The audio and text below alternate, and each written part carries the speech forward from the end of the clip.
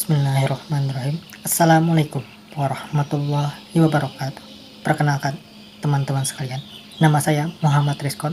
Di sini saya akan membawakan tema tentang just in time.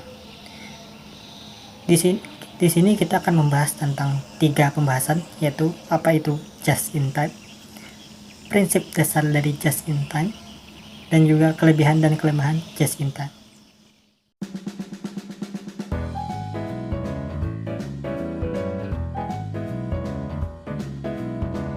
Tanpa basa-basi lagi, langsung saja kita akan masuk ke pembahasan pertama, yaitu apa itu sistem just in time.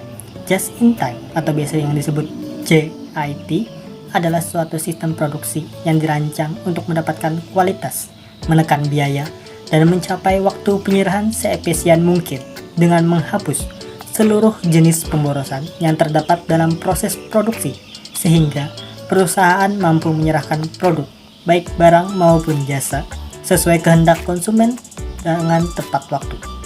Untuk mencapai sasaran dari sistem ini, perusahaan hanya memproduksi sebanyak kuantitas yang dibutuhkan atau diminta konsumen dan pada saat dibutuhkan, sehingga dapat mengurangi biaya pemeliharaan maupun menekan kemungkinan kerusakan atau kerugian akibat menimbun barang.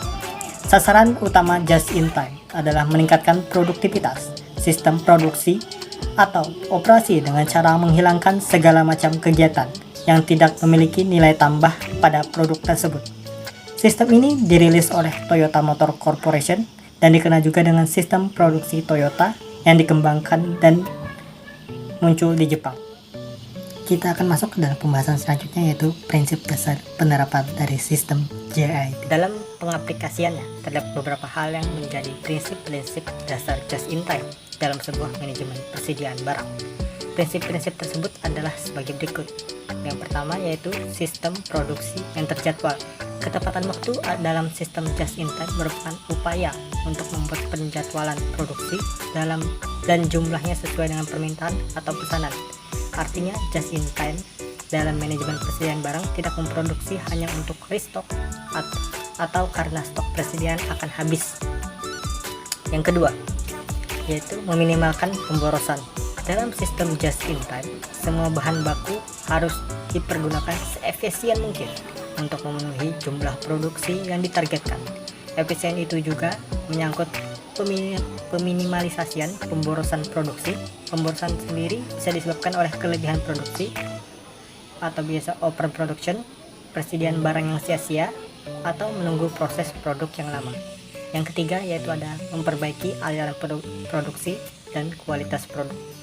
Sistem just in time dalam manajemen persediaan barang juga mengupayakan agar segala hal yang menghambat alur produksi bisa dihilangkan, seperti menghindari penimbunan barang dan memangkas kegiatan yang tidak produktif. Yang keempat yaitu mengurangi semua keadaan tak terduga. Ketika proses produksi dilakukan sesuai dengan permintaan, maka secara tak halus perusahaan bisa menghindari hal-hal tak terduga seperti pemborosan akibat penurunan permintaan. Yang kelima, produksi dalam jumlah lot yang kecil. Menerapkan just in time dalam manajemen persediaan barang juga menekankan pada pembagian jadwal produksi menjadi bagian-bagian kecil. Hal ini dilakukan agar produksi lebih efisien dan fleksibel ketika terjadi perubahan permintaan. Yang keenam, yaitu meningkatkan pada pemeliharaan jangka panjang. Just in time juga menekankan pada pemeliharaan jangka panjang berupa memperbaiki mutu, fleksibilitas pengadaan barang-barang yang diorder, pesanan jumlah kecil yang dikerjakan berkali-kali, serta mengadakan perbaikan secara berkesinambungan. Seperti biasanya, dalam sistem juga memiliki kelebihan dan kekurangan dalam sistem just in time.